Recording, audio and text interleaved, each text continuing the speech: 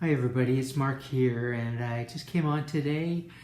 I thought I would answer a tarot prompt hashtag I saw the other day on Atypical Tarot. I'm not sure how old this tarot hashtag is, but in any case, I'm jumping on it now, and it's called 13 Tarot Tube Questions. And this is where I saw it on Atypical Tarot. And so yeah, I'm going to try and plow through these 13 questions as quickly as possible. So the first question is, what is your favorite tarot tube type of video to watch? So this is sort of a two-parter for me. I would say my most useful tarot tube videos for viewing are when I'm interested in purchasing a deck and I want to see all the cards and I want to hear different readers' critique of the deck. Actually, one of my pet peeves is when tarot tubers put up the title, such and such a tarot deck review. And then they do absolutely no review. They just flip the cards so you can see them all, which of course is handy when you're trying to decide if you want to buy a deck, but it's not interesting to me. Or at least don't put it in your title. If I'm looking for a review, somebody's opinion, then I want to see review in the title. That's my little pet peeve. And that actually comes under number 3 of this 13-point list, which is your least favorite videos to watch. So that's 1 and 2 taken care of right there. But yes, I do like reviews and flip-throughs if I'm searching for a deck that I'm not sure I am ready to purchase yet, and getting some ideas on that. The other part of favorite videos is I really like to gather information, learn something, especially as I'm studying in the Golden Dawn and Thaw systems these days. So any videos that are going to give me information in those areas are going to be interesting to me. Favorite videos to film, that's number 2. And I'm doing it right now. I really like answering hashtags. They're unique. They get me thinking. Just sort of pulls me out of my comfort zone of what I might have thought to present on the channel. Okay, well, there's a little Freudian slip in there somewhere. Maybe you can figure it out and let me know what you think. So as I said, number 3 is least favorite videos to watch, which, again, I don't hate flip-throughs. I just don't like flip-throughs that are titled as reviews. And I guess I'm not much for generalized readings, pick a card, that type of thing. Okay, number 4. Favorite part of the tarot community. I would say that generally it is a non-combative and mutually supportive community. I've been in other sort of mystical, metaphysical communities and groups, and there's often a lot of arrogance and infighting and my way is the right way kind of vibes going on eventually, and I haven't found that to be the case in the tarot community. Okay, number 6. Oh, sorry, I skipped number 5, and here's why. What is your least favorite part of the tarot community and tarot tube? And I would say nothing. I don't really have a least favorite part of the community. You do you, and I will watch or not watch. But, it's fine. Okay, number 6. Motivation to start your channel. So what was my motivation to start my YouTube channel? That's an easy one. 2 years ago, this coming February, I guested on the Tarot Stash, a popular YouTube tarot tube channel, and I had created a hashtag. This was it. 7, what have I got? 7 must-haves for my ideal reading deck. So I went on there and I got really some good responses from the viewing audience and a certain amount of encouragement to start my own channel. So I went ahead and did that, and I believe some of you are now following this channel, so I appreciate you. Number 7, what inspired me on the tarot YouTube?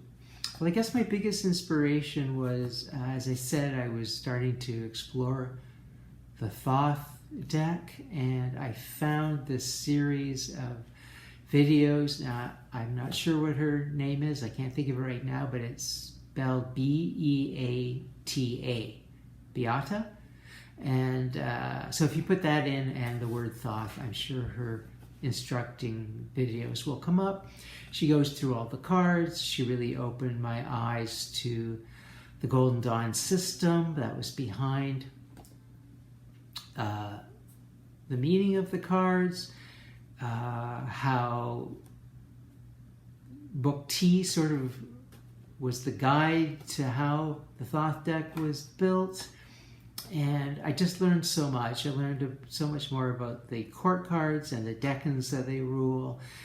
And that when you read a particular minor, let's say the 4 of Wands, which is Venus and Aries, you should put up the Venus major, which is the Empress, and the Aries major, which is the Emperor, and see how those two cards would inform the 4 of Wands meaning. So yeah, I really learned a lot on that channel, and it really got me exploring on my own.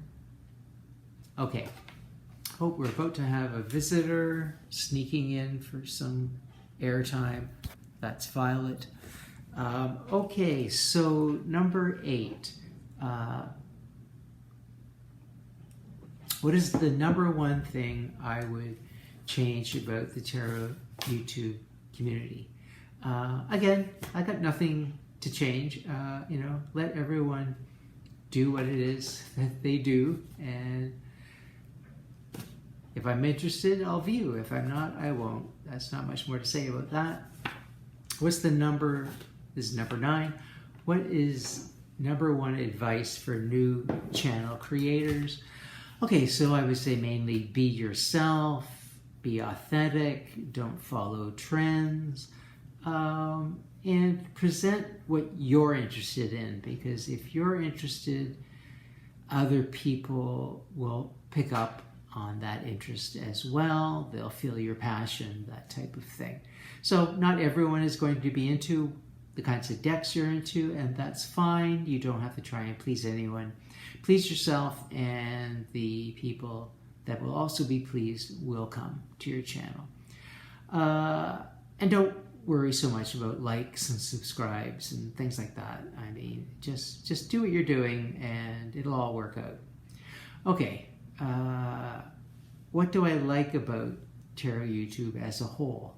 I'd say that it's never ending and it's free. Number 11, a deck I don't use online. I only use privately.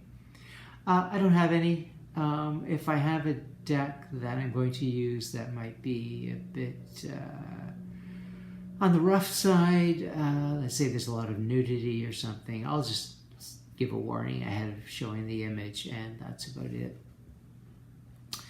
Number 12, what deck do you want but you can't support the creator?